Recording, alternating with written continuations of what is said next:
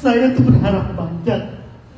Satu-satunya presiden yang kemudian bisa diharapkan untuk kemudian mencari mereka di mana keberadaan mereka dan mengukur posisi mereka, akhirnya malah berbalik dan menghibahkan keluarganya bergabung dengan orang-orang yang kemudian diindikasi terlibat dalam proses penculikan tersebut.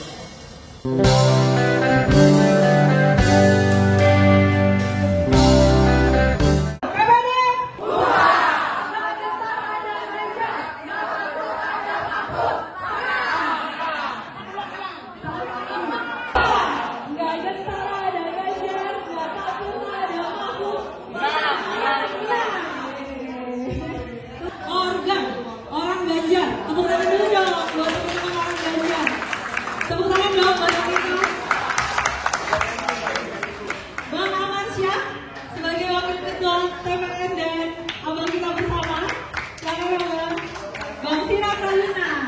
Bang Sira adalah bagian dari tim pengacara Ahok tahun 2012 dan juga tim pengacara Jokowi di MK 2014 dan 2019. Tepuk tangan buat Bang Sira.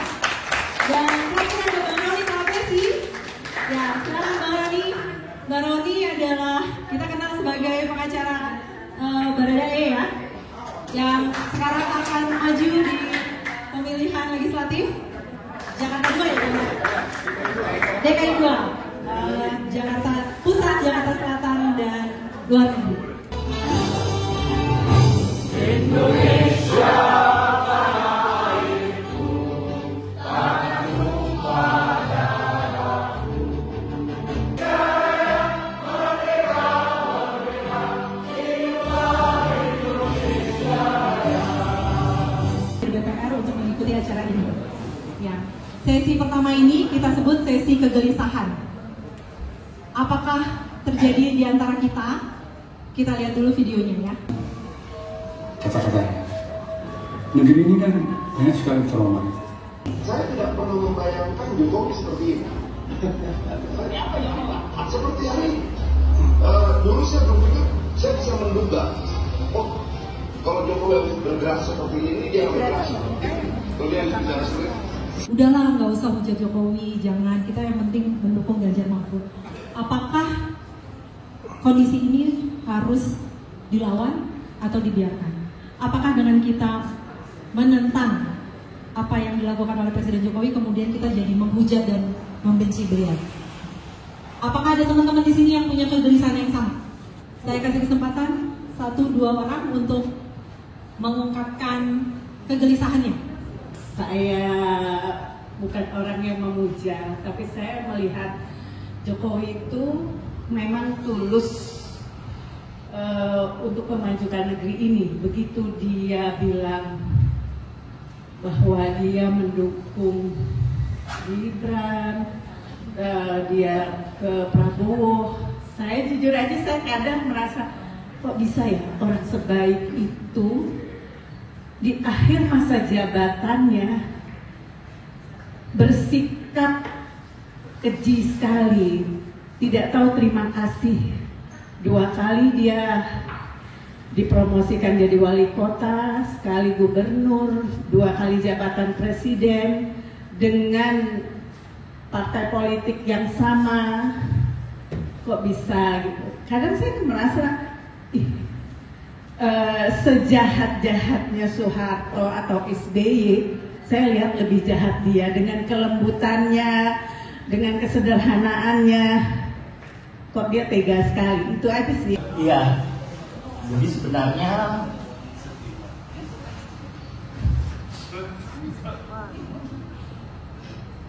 saya tuh berharap banyak. Karena ketika peristiwa 98, saya ada di 2 tempat yang berbeda. Pertama, ikut aksi massa, dan di lain pihak saya berada di rumah sakit karena banyak tetangga saya yang kemudian jadi korban dibakar di Klender Plaza. Saya tinggal di Klender. Tetangga-tetangga sebelah saya banyak yang kemudian anak-anaknya jadi korban di sana. Sampai sekarang banyak presiden sudah beralih, saya berharap.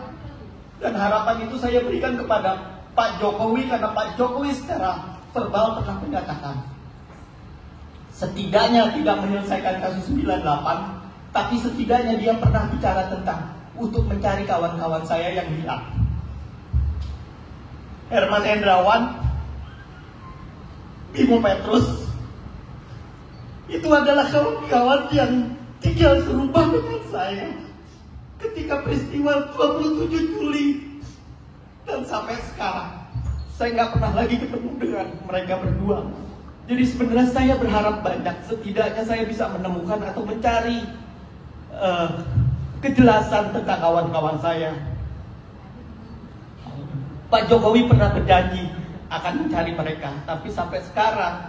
Dan yang membuat saya sakit adalah kemudian Pak Jokowi menghibahkan anaknya untuk bergabung dengan orang yang kita anggap bersalah dalam peristiwa penculikan. Buat saya itu nggak bisa saya terima. Saya sedih karena sebagian tetangga-tetangga saya yang hilang juga nggak jelas sampai sekarang bagaimana mereka diperlakukan, stigma sebagai penjara, stigma dan yang lain-lain tidak pernah dibersihkan oleh negara, dan kawan-kawan yang hilang juga tidak pernah ada kejelasannya. Satu-satunya presiden yang kemudian bisa diharapkan untuk kemudian mencari mereka, di mana keberadaan mereka dan memperjelas posisi mereka, akhirnya malah berbalik dan menghibahkan keluarganya bergabung dengan orang-orang yang kemudian diindikasi terlibat dalam proses penculikan tersebut. Terima kasih.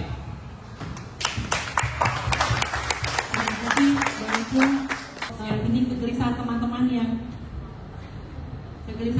yang apa yang harus dilakukan nih Bang? Assalamualaikum warahmatullahi wabarakatuh. Semua, namo buddhaya, salam kebajikan rahayu. Izin sekali lagi yang mengenal abang-abang kita yang kita hormati hadir saat ini. Ini Bang Amar. Bang Amar ini senior saya, guru politik saya di DP. Waktu saya 93 sudah diculik Abang Amar sama teman-temannya, dididik untuk melawan semuanya. Sekarang Bang Amar ada di wakil ketua tim pemenangan nasional ya. Kemudian Bang Roni Talapesi, abang ini tadinya advokat dari Eliezer. Abang ini salah seorang yang meyakinkan Eliezer untuk mau bicara kebenaran. Abang ini saat ini maju caleg DPR RI, Dapil 2, Jaksel dan Dakus ya. Nomor 5 buat teman-teman yang di pusat sama selatan, tolong dibantu suarakan ya. Ya. Dan jadi wakil direktur TPM Bang. Oh, udah wakil direktur juga Bang ya? Wih, mantap benar gitu nih. Ya. Ya Bang. Kemudian Bang Sira ini mantan advokatnya Pak Jokowi. Pak Jokowi yang kita cintai itu 2 periode, 2010 dan 2014 ya? 19. Jadi waktu Jokowi memenangkan pertarungan Pilpres melawan Pak Prabowo. Terkait dengan kegelisahan ya, kalau kata orang Batak itu I feel you. Ya. Sama kita merasakan, ya kan? Tapi saya sudah jauh-jauh hari mempersiapkan mental, sampai stres sendiri kita, sampai menghilang, nggak bisa tidur. Saya 19 hari susah tidur. Saya bilang sama Bapak, nggak terima saya ini gitu. Apa yang mau saya bilang sama kawan-kawan yang saya ajak? Apa yang mau saya bilang sama teman-teman saya yang berjuang, terutama PPD? PPD maju memperjuangkan Pak Jokowi di jalan-jalan, panas-panas terik matahari, di stasiun-stasiun kereta api kita ada, di pasar-pasar kita ada. Kenapa kita mau seperti itu? Karena kita tadinya yakin memang Pak Jokowi ini orang benar dan orang baik yang mau memajukan Indonesia. Tapi jangan sesalkan ya, maksud saya kita pernah melakukan itu, jangan sesalkan. Terbayang tidak kita kalau yang menang Pak Prabowo? Terbayang nggak? Ya kan? Habis semuanya. Habis semuanya. Di Pak Jokowi juga ada juga yang ngambil. oligarkinya, tapi setidak-tidaknya pembangunan itu bisa kita rasakan. Yang putih, yang rambutnya yang mukanya berkerut, capek mikirin rakyat. Besok dia bilang, Pak Prabowo, mungkin kali ini kesempatan Pak Prabowo jadi presiden. Apa itu? Ya kan? Setelah deklarasinya Pak Ganjar, Pak Prabowo bareng dengan Pak Jokowi bareng dengan Mas Ganjar naik mobil kepresidenan dari Batu Tulis, berangkat ke bandara, naik pesawat kepresidenan. Teman-teman pendukung Ganjar sudah heboh di medsos rame ya. Wah, Pak Jokowi kelihatannya dukung Pak Ganjar. Ditambah paginya sholat Id bareng dengan Pak Jokowi di Solo. Tambah semarak itu, habis itu kelompoknya Prabowo diserang sama relawan Ganjar. Tapi siang harinya apa yang kita lihat? Pak Prabowo bersilaturahmi lebaran ya bersama putranya, diundang ke rumah makan bareng. Wah, dibalas lagi sama kelompok Prabowo, kelompok Ganjar. Jadi memang tiap hari kita dibikin gaduh, tiap hari kita dibikin seolah-olah dimainkan perasaan kita itu kan, dikocok-kocok. Hari ini kita gembira, besok begini lagi. Hari ini dia deklarasi apa, di Rakernas dia ngomong apa, besoknya ngajak Pak Prabowo makan siang. Tiap hari begitu, enggak akan berhari. Kadang paginya ketemu ini, siangnya ketemu Pak Prabowo. Wah, apa ya kita pikir? Ini pinter banget Pak Jokowi ini. Saya sudah mulai ini di situ. Bahaya nih. Mainan apa ini? Petinggi partai ngantar KTA ke rumah presiden, pasti ada maksudnya, pasti ada perlambangannya. 2 hari kemudian Kaisang jadi ketum. Wah, arahnya semakin kelihatan ini, ya kan? Arahnya makin kelihatan oleh si Kaisang yang ini tuh. Kaisang jadi ketum PSI oke lah ya, tapi prosedur yang dilakukan instan tanpa kaderisasi itu yang membingungkan.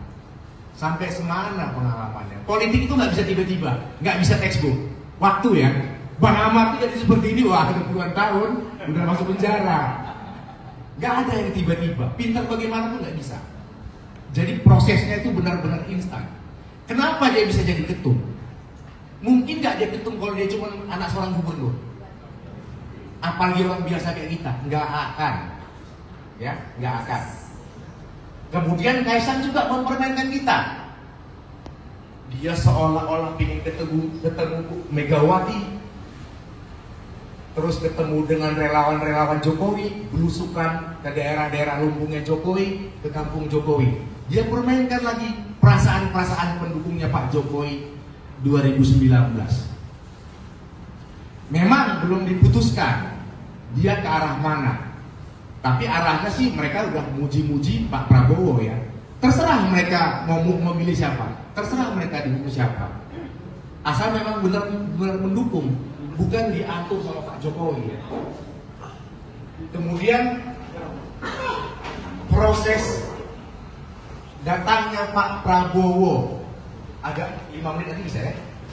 Pak Prabowo datang ke Solo, ketemu dengan Gibran. Gibran mengumpulkan pendukung-pendukungnya yang dinamakan Bolomasi, juga pendukung Pak Jokowi, relawan Pak Jokowi. Wah, kayaknya hampir selesai nih saya pikir. Agustus di NTT, baliho Pak Prabowo dengan Gibran, heboh lagi. Wah, ini mainan lagi.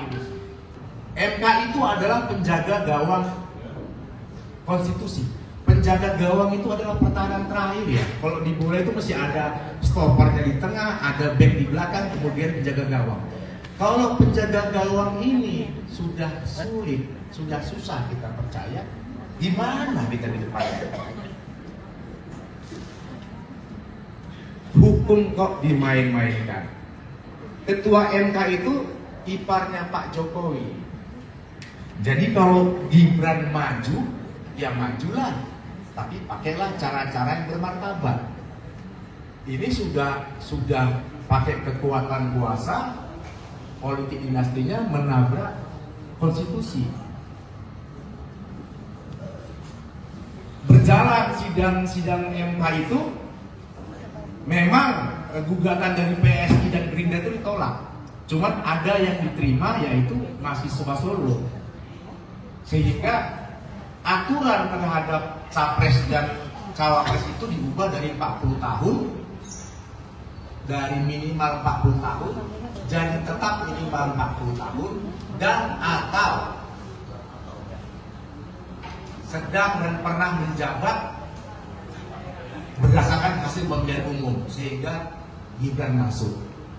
Dan hari ini kita saksikan Gibran itu sudah maju ke KPU bersama Pak Prabowo, mendampingi Pak Prabowo. Coba teman-teman ini, saya sih merasakan ya, saya baca dari grup-grup juga, banyak juga yang WA saya, forward percakapan, banyak yang nggak terima ya. Maksudnya, kok begini Pak Jokowi, kok begini Pak Jokowi. Tapi ada juga yang bilang, kok kalian kejam banget yang menghina Pak Jokowi, kok kalian kejam banget terhadap Pak Jokowi. Yang kejam Pak Jokowi itu kita ya. Kita bantu dia, nggak dapat apa-apa kok. Kita berjuang penuh dari dulu, kita nggak pernah kok ke istana juga, kita enggak kok. Nggak pernah minta ke sana, kok jadi begini. Orang yang kita lawan dulu bersama-sama dia, kok dia ke sana. Sekarang kandidat sudah ada 3. Ada Anies Caimin, Prabowo Gibran, dan Pak Ganjar Mahfud. Waktu konsolidasi di Cordela ya kita itu ya. Di Cordela saya sudah nanya ke teman-teman, sepakat enggak dukung Pak Ganjar? Semua sepakat. Ada yang bilang, ntar dulu Bang, kita lihat dulu wapresnya. Saya tanya, siapa ingin memang wapresnya? Waktu itu Hengki ya, yang tanya sama saya, Hengki Jaktim. Nggak ada hari ini. Ngomongnya Pak Mahfud. Teman-teman lain juga Pak Mahfud. Hari ini kita sudah dihidangkan cawapres Pak Ganjar, itu Pak Mahfud. Orang yang benar-benar bersih, orang yang benar-benar berani, yang mau menabrak apa aja di depannya demi penegakan hukum. Pak Ganjar juga orang bersih, kita harus dukung. Jadi PPD harus semangat ya, tetap dukung Pak Ganjar. Mahfud ya. Kemudian, mungkinkah Pak Jokowi netral? Mungkinkah Pak Jokowi netral? Enggak mungkin. Yang maju itu anak. Sekarang aja kita sudah lihat banyak ketidakadilan. Wamendes sudah kampanye, ngumpulin orang, dukung Gibran, ya kan? Wamen ATR sudah menggunakan fasilitas negara, orang main volley di stop, orang sekitar Gibran, saat Gibran berusukan disuruh ganti karena pakai baju Ganjar. Jadi kita harus lebih semangat lagi memenangkan Pak Ganjar, karena selisih yang dikit berbahaya buat kita. Pak Ganjar harus kita menangkan lebih dari memenangkan Pak Jokowi 2019. Karena waktu itu lawan kita hanya Prabowo. Sekarang lawan kita presiden. Kita harus lebih. Jadi sepakat kita ya. Boleh ngomong apapun, negatif sama kita nggak ada masalah. Tapi janganlah bawa pribadi-pribadi, nyenggol cucunya, nyenggol apanya, nyenggol mukanya yang gimana dulu seperti orang Pak Prabowo ya. Jadi kita tetap semangat ya. Jadi kita ke depannya kita akan jalan juga. kita juga ke jalan-jalan, kita juga ke lampu merah, kita ke stasiun kereta api, kita ke pasar-pasar, kita juga ke Jabar. Saya yakin teman-teman ke Jabar juga. Mungkin kita perjalanan 2 bulan keliling seluruh Jabar ya. Saya sekarang lagi cari logistik Bang, buat ke Jabar Bang, untuk bantu teman-teman pajak Jabar. Ya, semangat ya. Gagal harus menang. Terima kasih.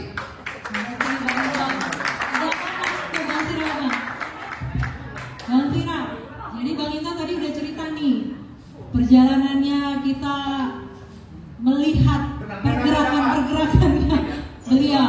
Tapi Bang Sira, apa iya? Jangan-jangan itu cuma perasaan doang ya? Mungkin itu perasaan Bang Intan aja kali. Sebenarnya ternyata ya di MK ya memang ada aturannya kayak begitu kali Bang. Boleh-boleh aja sebenarnya, nggak ada yang larang gitu sebenarnya undang-undangnya. Apa gimana Bang?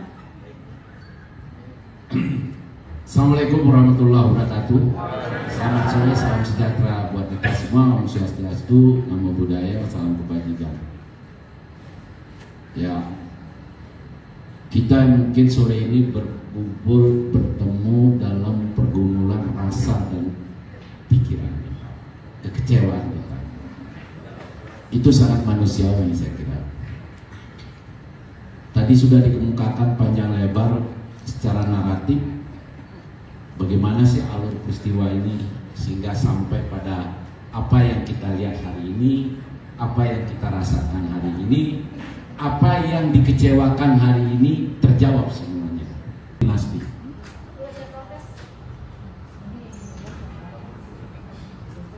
Kenapa saya katakan begitu? Karena di dalam kebiasaan yang ada di Mahkamah Konstitusi itu, dan itu yang disebut jurisprudensi, bahwa terkait masalah usia, umur, itu adalah open legal policy. Itu kebijakan terbuka pembentuk undang-undang. Jadi lalu apa yang secara moral yang bisa kita banggakan bahwa hari ini kita mau dipimpin oleh seorang Prabowo? Nggak ada ya. Untuk itu saya harapkan kita semua, termasuk diri saya, mengingatkan, saya tidak boleh berhenti untuk mengatakan apa yang saya lihat terhadap diri Jokowi hari ini yang pelintang-pelintut. Kalau bilang 3 periode, ya memang saya ketemu kok pertama. Pikiran 3 periode itu dinarasikan dengan mencoba memotak-atik undang-undang dasar, saya ketemu. Kalau ada media sini, boleh cek. Saya ketemu di sana Bogor waktu sehabis acara kita menang di MK, lalu kita diterima di hukum, kami berdiskusi. Kita tidak pernah minta apa-apa, ibu-ibu. Kita hanya cuma minta satu, mudah-mudahan negara bangsa ini yang dipimpin Pak Jokowi on the track sesuai dengan maksud dan tujuan para pendirinya, yaitu kesejahteraan, kemakmuran, kemajuan. Tapi hari ini dalam soal demokrasi, Jokowi adalah 0.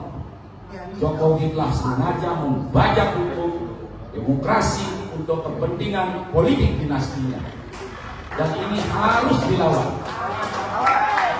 Tidak boleh kita biarkan seperti ini, karena sekali kita biarkan maka 15 tahun Jokowi ini akan memimpin republik ini dengan jangkauan tangannya yang imajinasinya bisa mengatur negeri ini. Bayangkan ibu-ibu, sekarang wakil presiden ini berandai-andai ya. Saya tidak berdoa, tapi berandai-andai.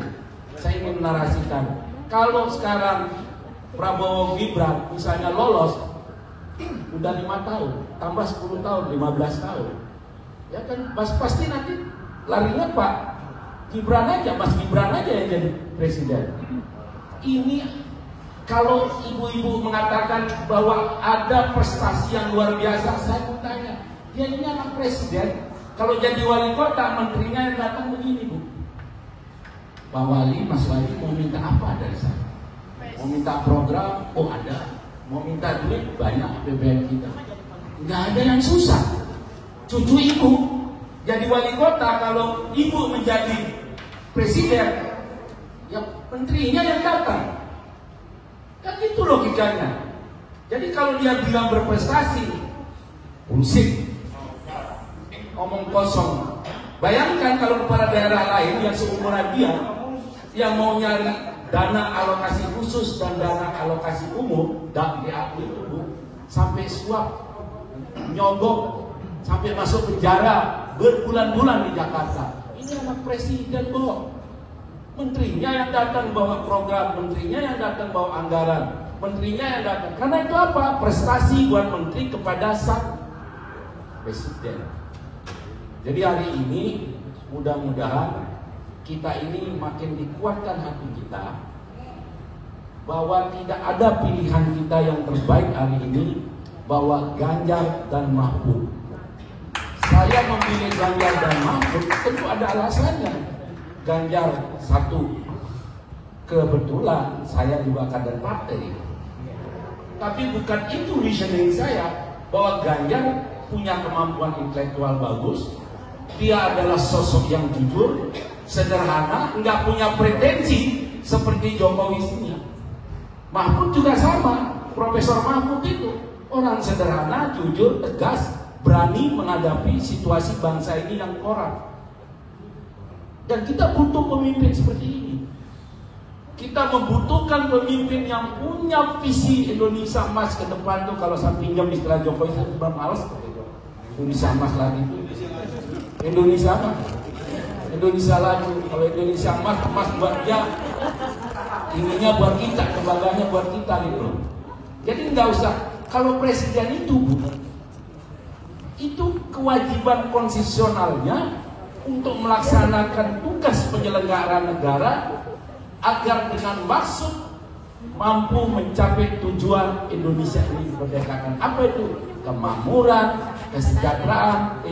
Kalau soal berani, kalau didukung oleh partai yang kuat, pasti berani dong. Dan ini Pak Jokowi lakukan ini selama 8 tahun. Tapi hari ini ya sudahlah, kita dapat apesnya ya.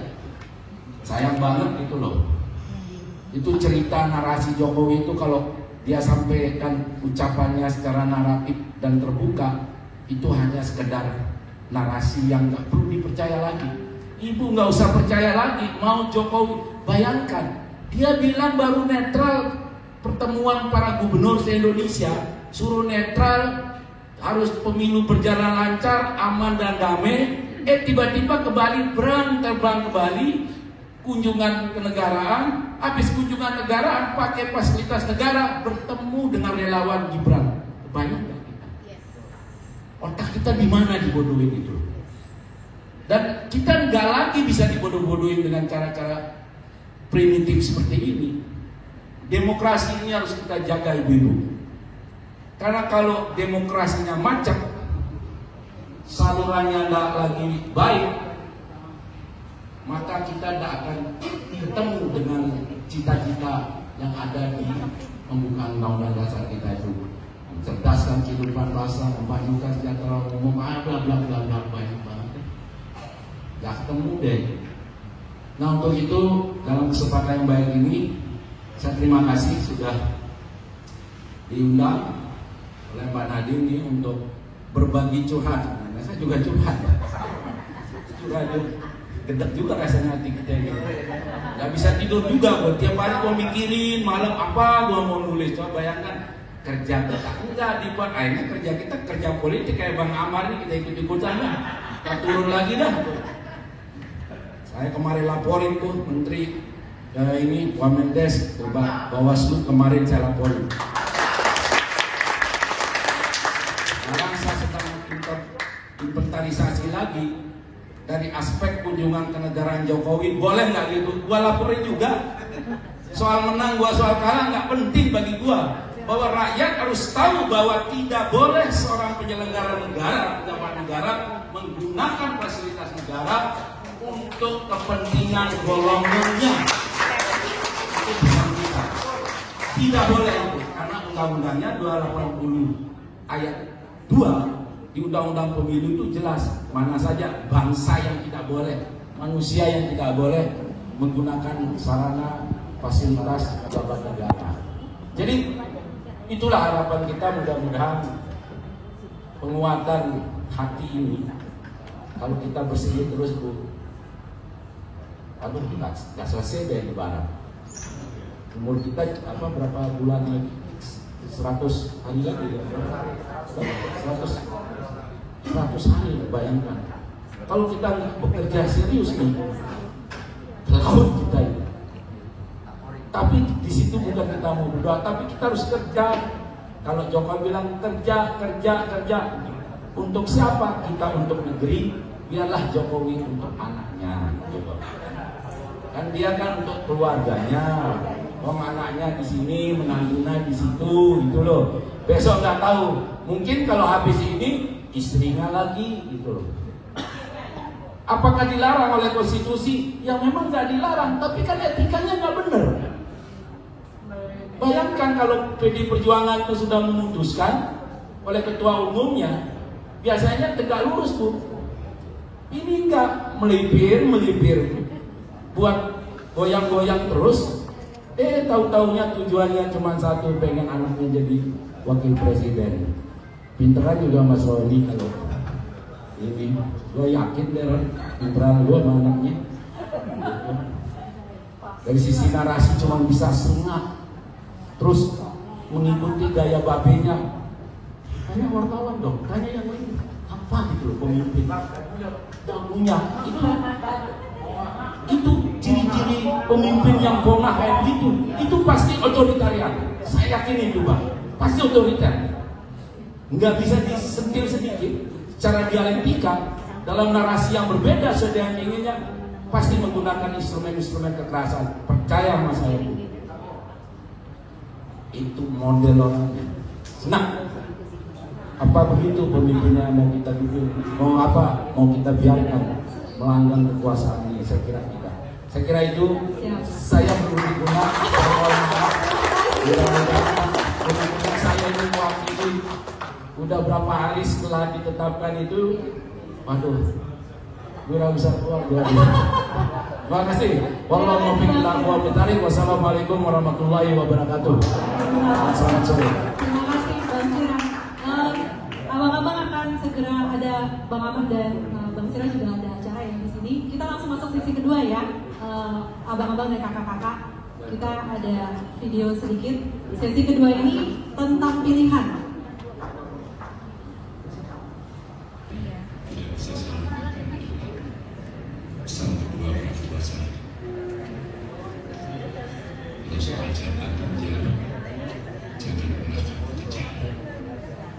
Ganjar Pranowo bakal calon presiden. Mas Ganjar, terima kasih banyak.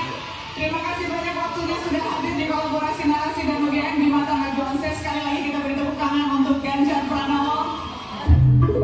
Ya, abang dan kakak kalau mau sholat bisa gantian ya. Tapi kita harus lanjut terus karena jamnya sudah ditetapkan sampai jam 7. Jadi kita sudah lihat tadi ada refleksi Pak Ganjar. Kita ketahui kalau yang sudah nonton Mata Najwa, Pak Prabowo menolak ya untuk bercermin. Pak Anies mau bercermin, dia mengingat masa lalunya dia waktu kecil main bola gitu-gitu ya. Nah kalau Pak Ganjar bercermin ingat tentang amanah dari orang tua. Abang-abang, kakak-kakak, inilah orang yang akan kita dukung. Inilah orang yang akan kita perjuangkan. Nah kita mau mendengarkan dari Bang Ahmad selaku Wakil Ketua TPN dan dari Bang Roni nanti selaku Wakil Direktur Hukum. Gimana nih Bang, kita mau memperjuangkan orang ini ketika semua orang masih sibuk, nggak boleh nyalahin Jokowi, nggak boleh menghujat Jokowi, tapi kita pengen memenangkan dia gitu, tapi kita harus melawan Jokowi. Ini gimana nih Bang?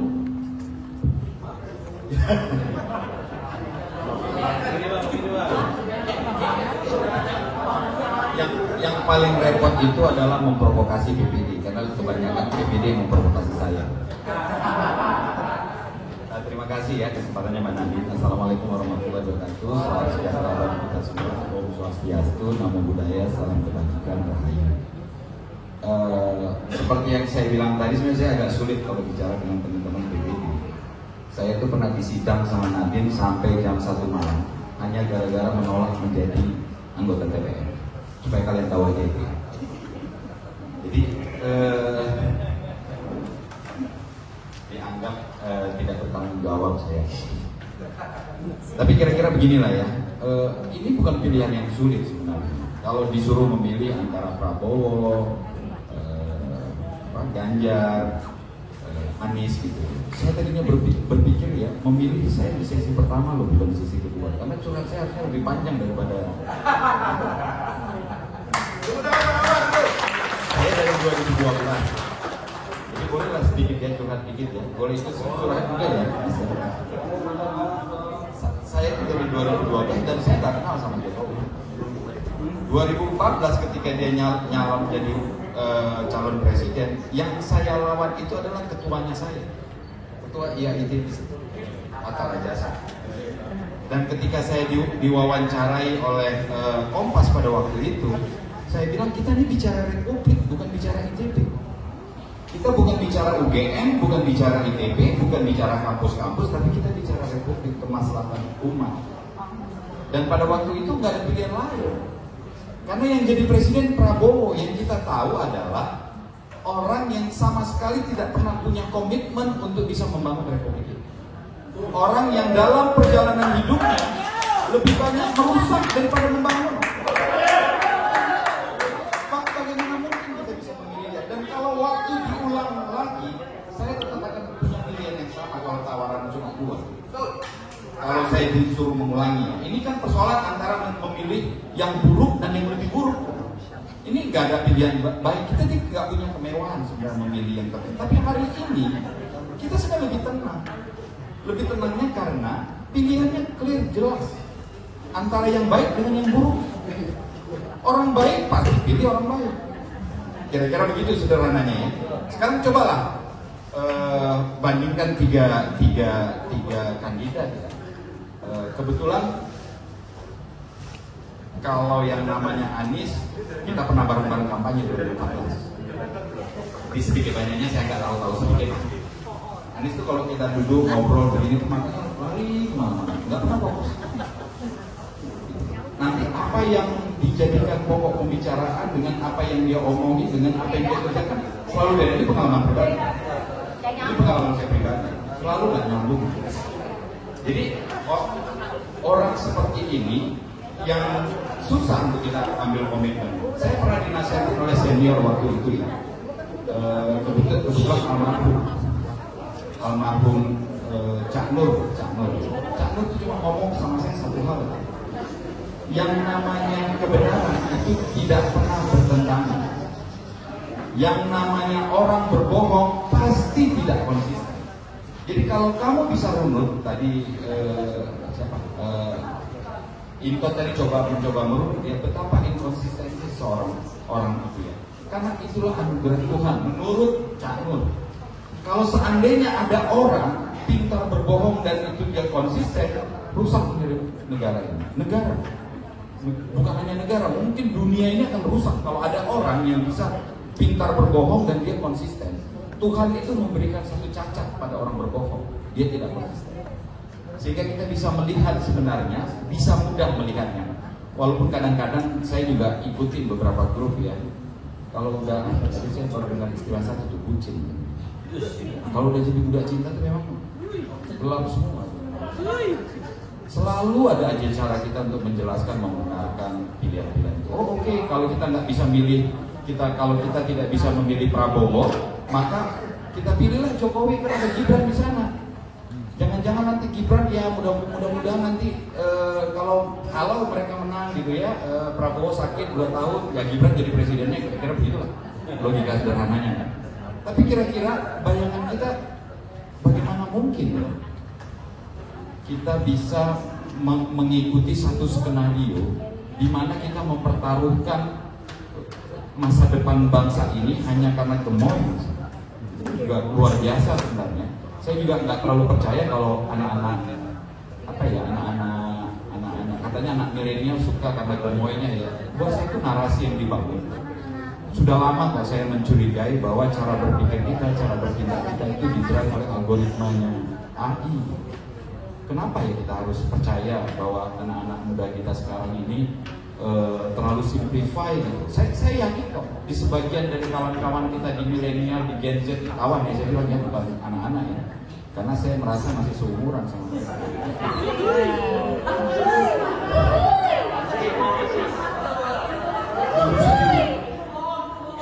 ya, hoax ya, hoax. Tapi udah bisa bedain antara hoax. Jadi beda setahun ya. Jadi yang saya mau sampaikan itu adalah jangan-jangan memang kita selama ini selalu terpukau ya dengan narasi, dengan yang menggiring kita bahwa janganlah, kasihanlah, apalah gitu. Ini kita bicara tentang nasib Republik, maka mulailah kita menetapkan tekad, memperkuat diri kita bahwa hari ini tugas utama kita adalah menyelamatkan bangsa ini. Bagaimana caranya kita menyelamatkan bangsa ini? Jangan pernah beri kesempatan orang jahat memimpin Republik ini.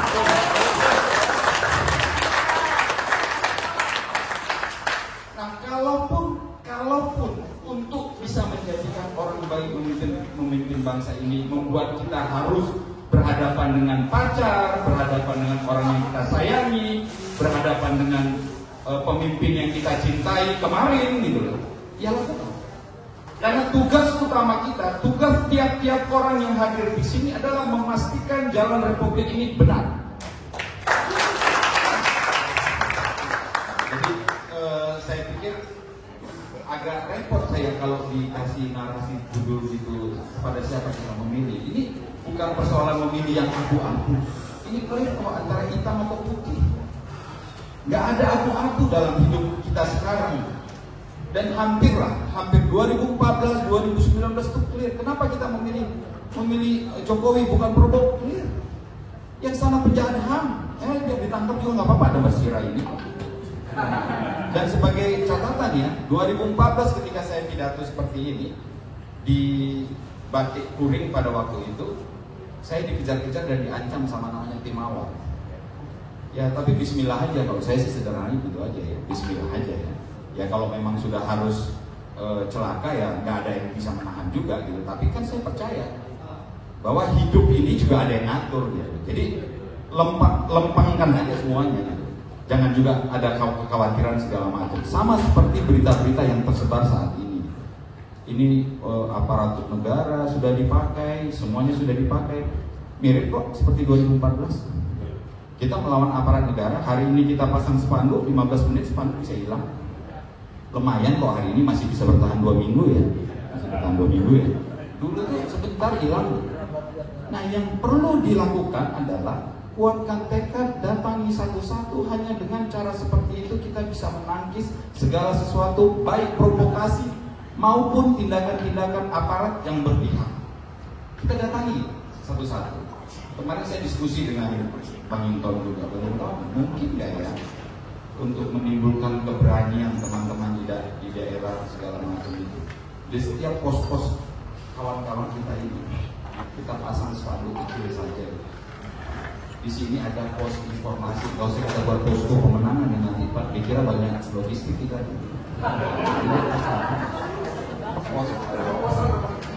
Maksudnya proposal. Sementara tahu kan kenapa tiba-tiba Bu Mega memilih Mahfud, itu artinya apa? Yang dipilih bukan kapital. Jadi jangan pernah berharap bahwa pasangan Ganjar Mahfud akan berlebihan di dalam logistik. Jangan pernah berharap bahwa Ganjar Mahfud ini akan punya keleluasaan di dalam logistik. Kita yang harus menyediakan diri kita masing-masing. Kita yang harus melakukan pengorbanan dan sakrifas untuk bisa memenangkan Ganjar Mahfud. Jadi sekali lagi saya cuma mau bercerita bahwa perjuangan kita ini berat, tapi bukan yang pertama. Bagi kawan-kawan yang pernah berjuang di 2014, rasanya situasinya nggak jauh beda. Bedanya cuma satu, ada pengkhianatan. Hari ini yang membuat kita ragu dan kadang-kadang bertanya-tanya karena ada pengkhianatan. Kalau dulu segalanya clear. Kaum sana, kaum sini, mereka di sana, kita di sini. Jelas garis demarkasinya. Hari ini kita berhadapan dengan kawan-kawan yang kadang-kadang dibutakan hanya karena kurang pengetahuan. Nanti kapan-kapan kita bisa duduk bareng.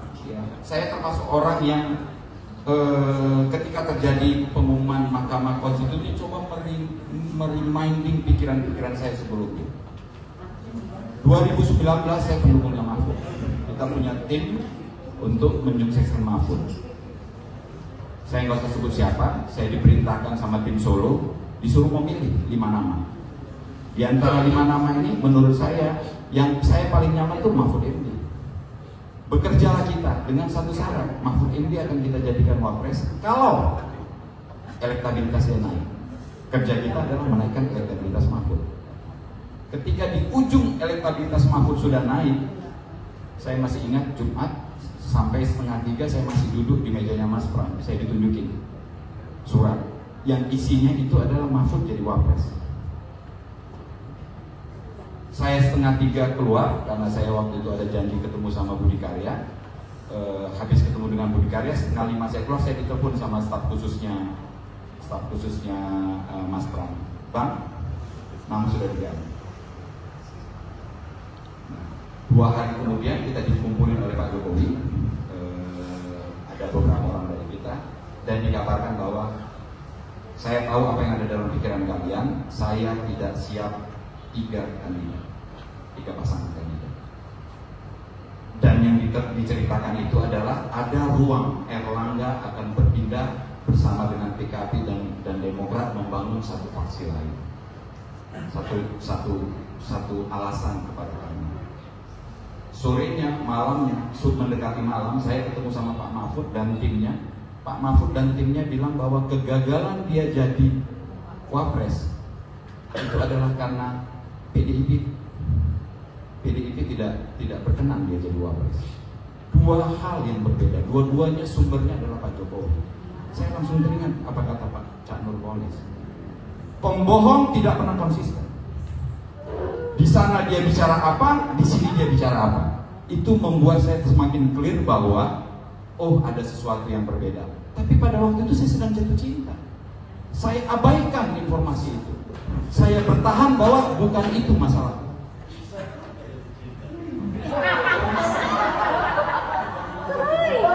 Kita kan manusia juga.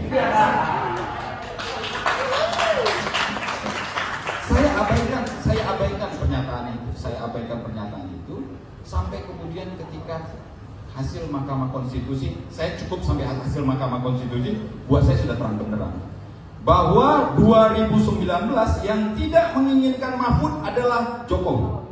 Karena apa? Karena kalau Mahfud yang jadi wakil presiden, maka skenario dia akan rusak semua.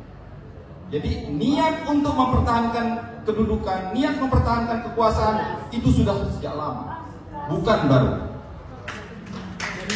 Tapi memang saya baru disadarkan di Mahkamah Konstitusi. Saya baru disadarkan ketika Mahkamah Konstitusi. Itu jelas, itu benar. Jadi selama ini juga saya mengaburkan diri kadang-kadang karena sangat tidak percaya dengan situasi itu.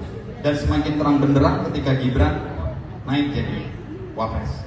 Jadi sekali lagi, sebenarnya saya dilarang banyak orang untuk bicara menyerang Pak Jokowi karena dianggap Pak Jokowi masih punya banyak. Udahlah kita fokus saja pada Mas Ganjar. Itu juga satu hal yang benar. Cuma kadang-kadang kan yang namanya orang lagi gimana ya, orang patah hati itu bolehlah curhat ya, kira-kira gitu ya. Orang patah hati curhat lah ya, lepaskan katarsis sekali-sekali boleh lah. Tadi katanya cinta.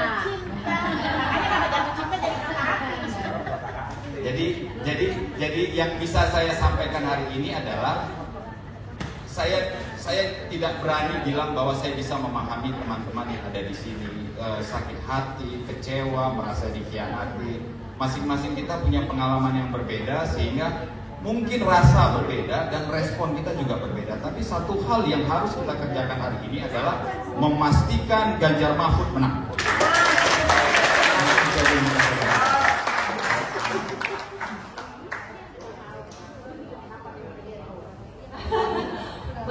Bang Roni, aduh, cerita dong Bang. Ini nih teman-teman nih dalam kondisi yang seperti ini. Komisi senior. Ya. Gimana Bang? Assalamualaikum warahmatullahi wabarakatuh. Salam sejahtera buat kita semuanya. Om Swastiastu, Namo Buddhaya, salam kebajikan. Saya sebagai anak muda melihat fenomena di mana kita sebagai anak muda diajarkan hal-hal yang tidak baik. Kalau saya bisa bilang kita sudah dicontohkan soal krisis karakter seorang pemimpin, Bapak Ibu.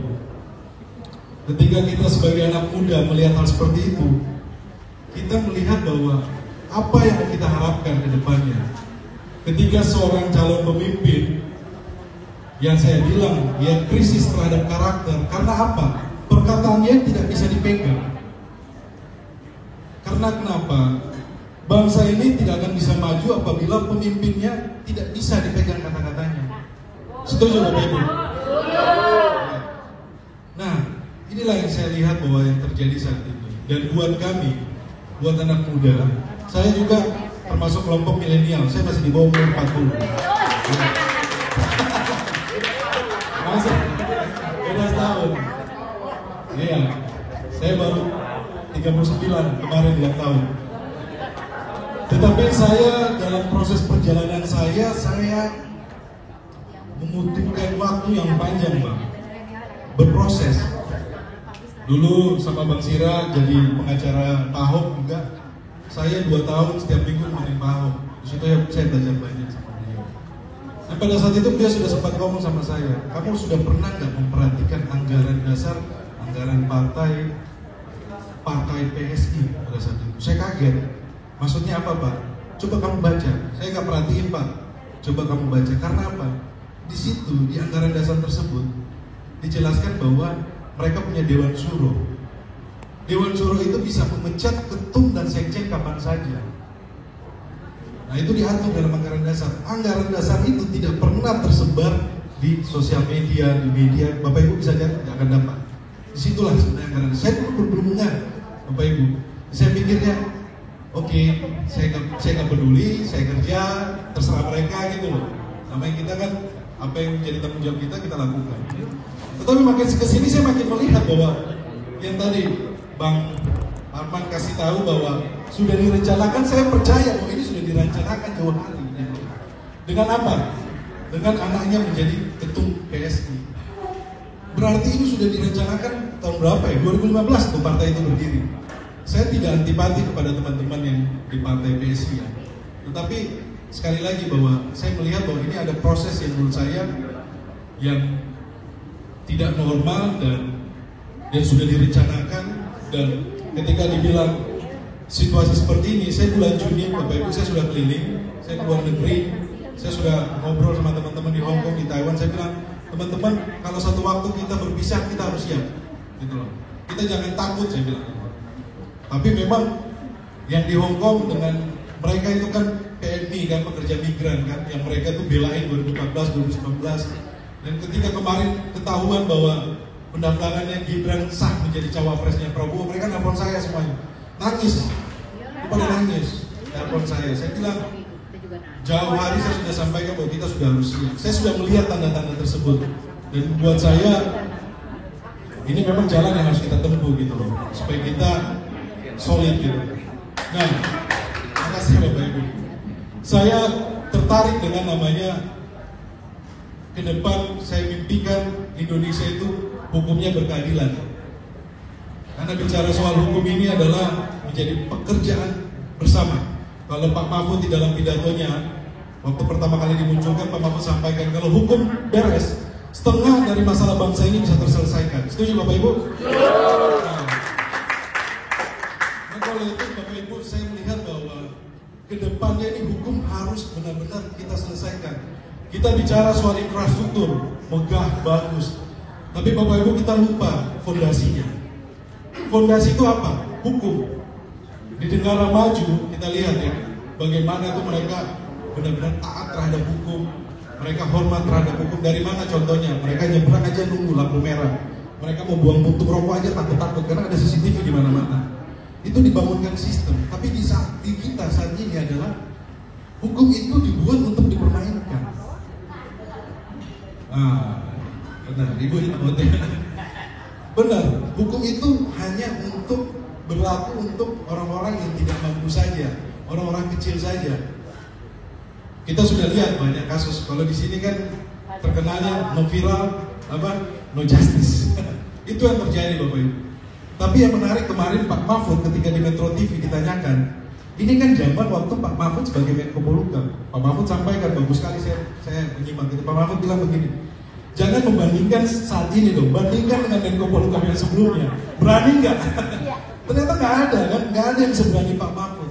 Dan saya punya pengalaman sama Pak Mahfud ketika saya mengadvokasi Eliezer. Saya menjadi pengacara Eliezer. Bagaimana itu kita berjuang Bapak Ibu. Dan saya lihat Pak Mahfud konsisten loh. Dengan segala tantangan yang ada. Awal-awal saya merasa bahwa waduh, saya sendirian nih. Saya sama teman-teman sendirian. Tapi kita melihat bagaimana Pak Mahfud itu benar-benar dia konsisten dengan sikapnya dia membela orang-orang yang tidak mampu, itu benar-benar saya alami gitu loh Bapak Ibu.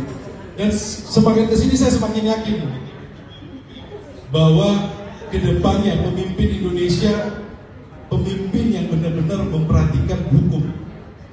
Sekali lagi kalau hukum kita bisa selesai Bapak Ibu, bicara soal kesejahteraan, bicara soal pendidikan, bicara soal kesehatan, itu bisa terselesaikan. Kita melihat pemimpin dari mana? Arah kebijakannya Bapak Ibu. Mohon maaf saya bukan sok mau ngajarin ya, saya masih muda, tetapi saya memperhatikan sekali apa yang dilakukan Pak Ganjar. Pak Ganjar berangkat dari bawah, dari rakyat biasa, dan arah kebijakannya adalah apa? Memanusiakan manusia. Memanusiakan manusia, itu yang saya lihat. Dan kedua, untuk memperlengkapi itu adalah Pak Mahfud. Yang kalau tadi disampaikan waktu diumumin, Bu Mega sampaikan bahwa dia adalah pendekar hukum, pembela wong cilik. Ini sudah paket lengkap sebenarnya Bapak Ibu. Nah, kita tarik belakang sedikit tadi diskusi yang soal Gibran. Kita ikutinlah alur berpikirnya di sebelah sana. Gibran jadi cawapres. Pertanyaan saya, ada nggak sejarah di Republik ini cawapres jadi presiden? Ada nggak? Tidak ada kan Bapak Ibu? Tidak ada kan? Sebenarnya ini harus kita ingatkan ke Pak Jokowi. Jangan terjebak. Ketika Pak Jokowi selesai jadi presiden, dia sudah tidak punya kekuasaan. Dan anaknya itu cuma seorang wapres. Gitu loh. Kita ikutin alur mereka, cara berpikir mereka. Adakah jaminan, kalau kita diskusi sama teman-teman kan, adakah jaminan seorang Gibran itu hanya cawapres. Cawapres tidak bisa ngapa-ngapain. Ibaratnya cawapres itu cadangan Bapak Ibu. Ban serep. Ini yang kita sayangkan ya. Jadi kita sampaikan ke teman-teman, ini nggak bukan buat main-main. Ketika seorang Gibran yang digadang-gadang jadi cawapres, toh juga dia tidak bisa ngapa-ngapain.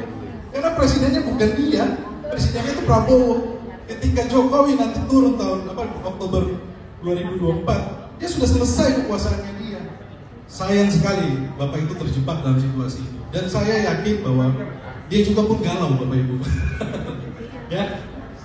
Jadi saya juga mau sampaikan semangat saya, semangat luar biasa. Hari ini saya sudah menyelesaikan 49.700 rumah saya door to door. Di situ ada stiker, Bapak Ibu, stikernya ada barcode, namanya klinik hukum gratis. Saya sampaikan kepada setiap rumah yang saya tempel stikernya mereka, saya bilang kalau Bapak Ibu butuh konsultasi hukum gratis, scan saja. Sekarang udah zaman digital, jadi ingat kayak Halodoc. Jadi stiker saya itu tetap awet. Dan di situ saya sampaikan bahwa presidennya adalah Pak Ganjar. Dan Bang, izin Bang, senior saya Bang Sira, bahwa saya juga di Direktorat Hukum dan sekarang kita sedang membentuk tim dan kita sudah punya tekad bahwa kita akan melawan atas tindakan-tindakan yang menurut kami ini tidak netral. Kita akan proses secara hukum. Kita minta dukungan dari Bapak Ibu. Oke, sekian presentasi dari saya. Mohon maaf kalau ada perkataan yang kurang. Wabillahi taufiq. Wassalamualaikum warahmatullahi wabarakatuh. Terima kasih Bang Roni. Oke abang-abang, kakak-kakak, terima kasih. Nih semakin semangat karena kita mau masukin sesi terakhir. Kobarkan semangatmu. Ya. Buat teman-teman PPD, PPD, gua. Gak gentar aja belajar, gak takut aja mampu. Oke. Sekali lagi ya. PPD, gua.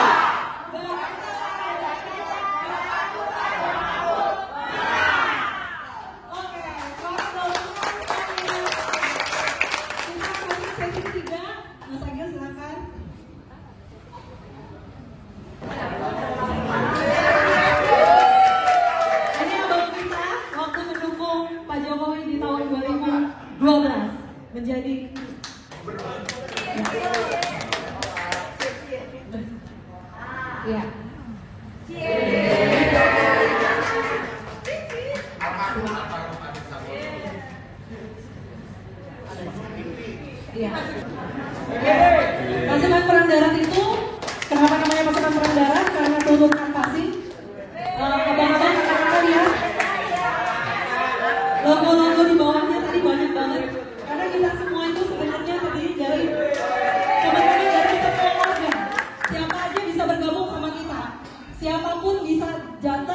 jalan dan sama-sama bagi APK. Nanti kita akan sharing namanya Tikung dan nomor handphone penanggung jawab. Abang dan kakak siapapun kalau mau turun ke jalan, mau turun capek, panas, hujan untuk mendukung Pak Ganjar, datang ke Tikung, hubungi nomor itu, kita akan bagikan APK sama-sama. Ini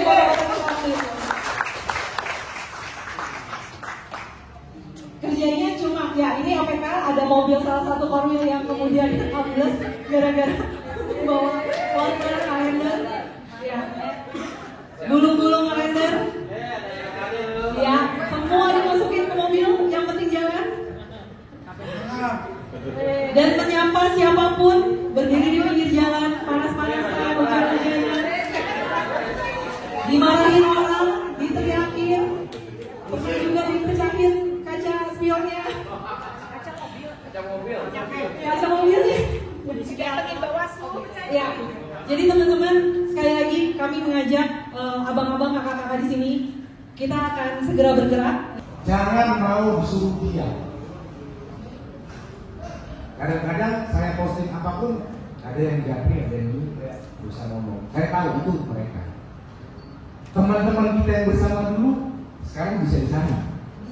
Tapi jangan pernah diam untuk mendukung yang benar. Kita jangan baper.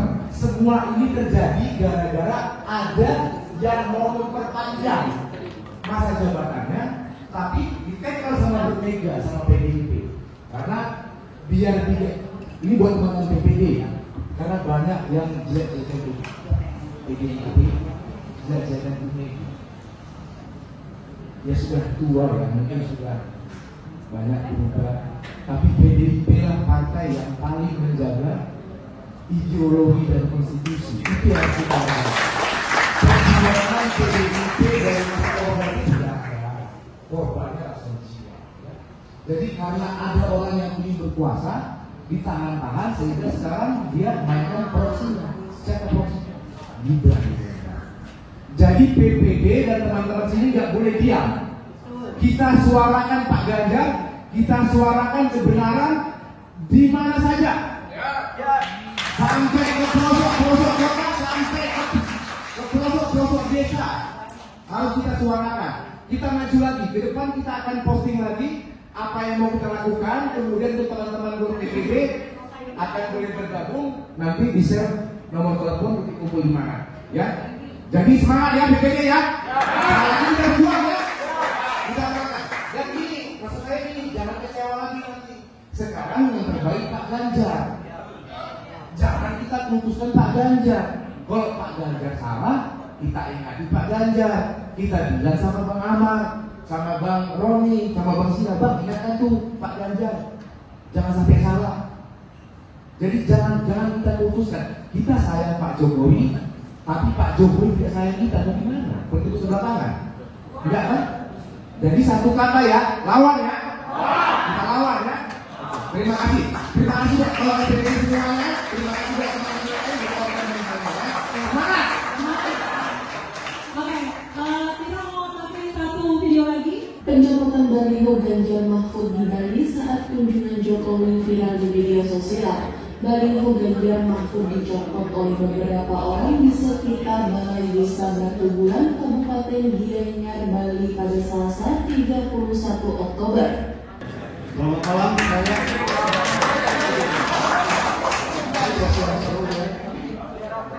ada relawan yang bisa, ada relawan kalau saya bingung ya melihatnya. Kalian ini kan udah berjuang di jalan dari 5 tahun yang lalu. Pertanyaan saya, kenapa sih kalian mau sebodoh itu? Berpanas hujan di perempatan jalan, di mana-mana, di mall dan di kereta, untuk memperkenalkan Jokowi pada masyarakat. Apa yang membuat kita pada saat itu sebodoh itu?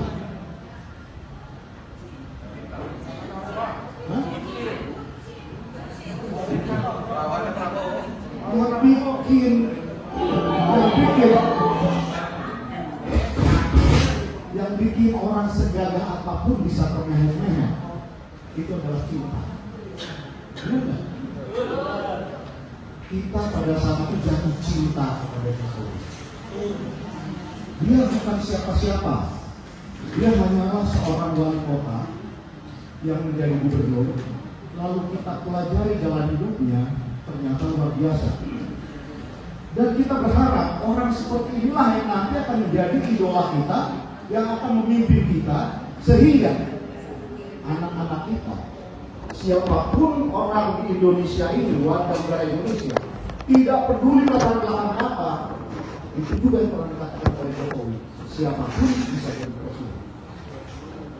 Bukankah itu indah? Amerika punya American Dream, kenapa Indonesia tidak? Nah, yang jadi masalah adalah kita sering lupa juga, ada kata-kata yang mengatakan cinta itu menyakitkan. Benar nggak? Kalau Anda belum pernah merasakan cinta yang menyakitkan, saya tanya di sini, siapa yang pernah ditinggal sama pacarnya? Ada? Ditinggalkan dengan baik-baik kok dulu. Diposting. Ya? Nah, ya. Itu masih beli ya. Ini yang nikah, lalu pasangan ini berselingkuh dengan musuh kita. Sakitnya bukan di sini lah.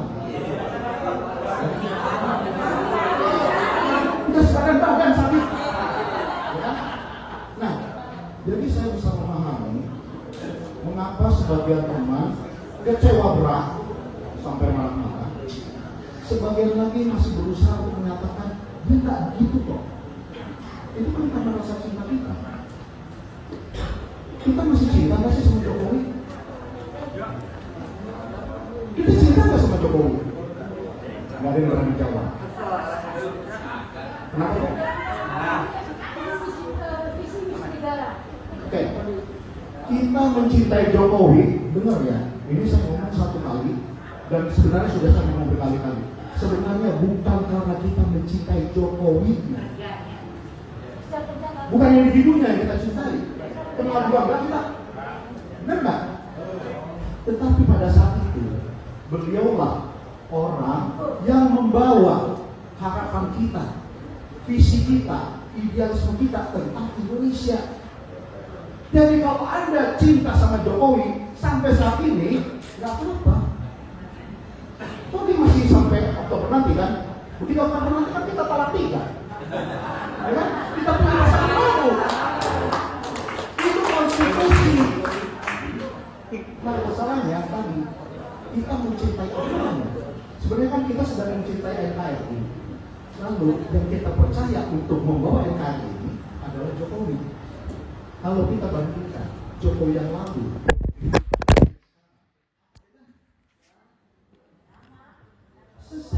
mereka sama-sama mau melayani rakyat.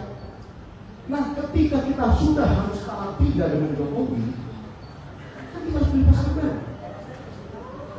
Dan itu tidak punya lagi kita pilihan selain rakyat. Karena disinilah kita sekarang mulai berpikir rasional. Yang membela Jokowi mati-matian mungkin masih punya harapan sedikit bahwa Jokowi itu sebenarnya orang baik. Yang sudah marah banget, ya kita juga maklumi. Orang yang diselingkuhi, yang ditinggal di ghosting, boleh dong marah. Benar? Nah, kita sekarang kita tahu semua. Apapun kita mau cinta mati sampai sekarang, mau kita marah sekalipun, Oktober nanti kita harus ganti presiden yang kita pilih tanggal 14 Februari. Nah, kita mau pilih siapa? Terus kenapa kalian galau? Apa yang bikin kalian galau dan gelisah? Kalau tadi ada video-video tentang represif kegiatan represif, tapi ini masyarakat memperlihatkan perlawanannya. Ya, ini contoh perlawanan halus dari masyarakat. Bali itu. Ya, bukan ya. Dan ini dijawab.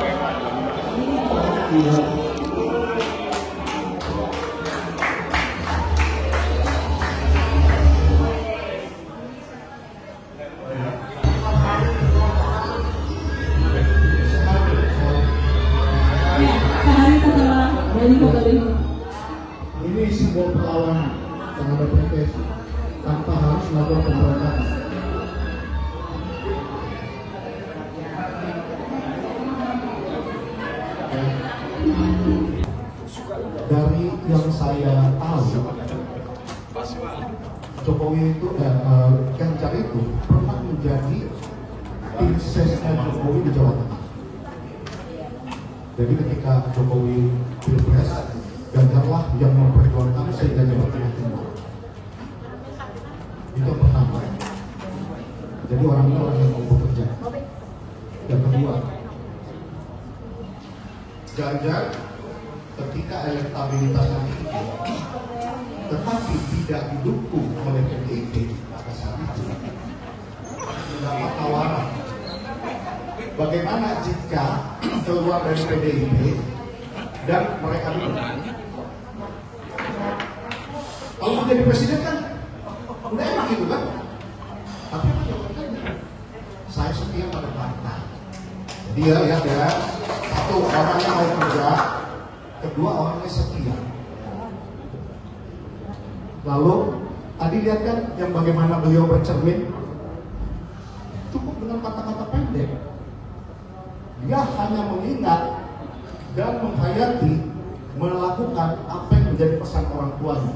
Jabatan jangan dikejar, kalau kau dapat jabatan lakukan sebaik-baiknya dan jangan korupsi.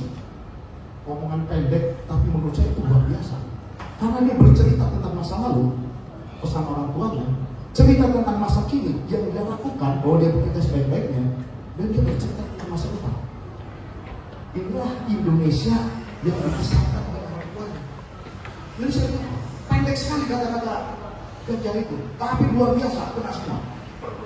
Di sini saya melihat, udah bener kalau kita pilih orang ini.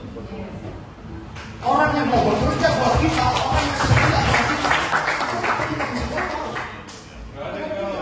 Yang di depan aja kalau Pak.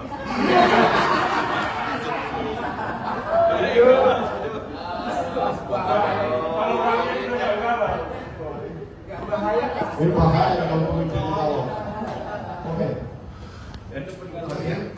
Tadi dibuka dengan sebuah film yang dikatakan oleh Gunawan Muhammad. Saya ulangi, karena kata-kata ini sangat bagus sekali, dan itu menjadi pegangan untuk kita dalam berjuang. Jadi yang baper, atau yang masih kecil sekalipun, nggak apa-apa. Dibilang begini, tak ada yang salah dengan merasa tak baik. Jadi yang masih bermimpi Jokowi orang baik, yang mengorbankan dirinya demi kemenangan Ganjar, nggak apa-apa. Mimpi aja dulu. Mimpi aja. Yang jahat adalah pemimpin yang menyalahgunakan kekuasaan dan prasangka baik rakyatnya. Sebagian rakyat sudah sadar, sebagian lagi mungkin agak terlambat. Tadi juga diulang tentang proses Gibran, proses Kaisar yang menyakitkan kita. Ada seorang kader PSI, dia bilang PSI itu kan ada partai anak muda, ada semua itu.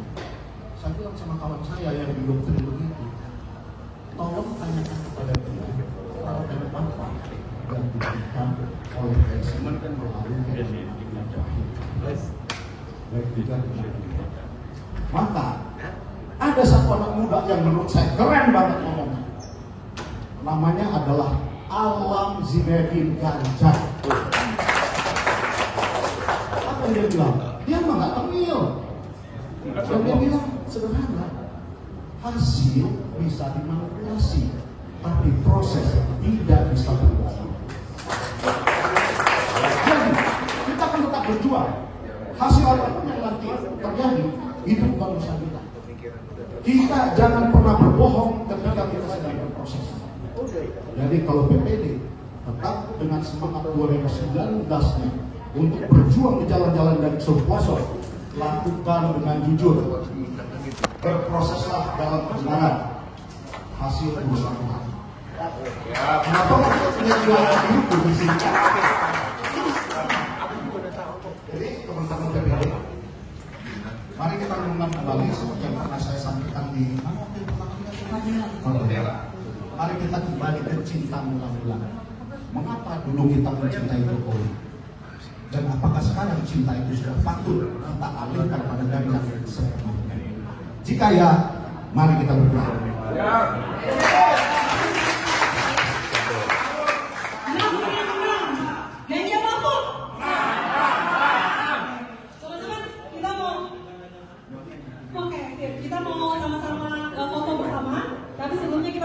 Yang dulu. Ganjar Mahfud.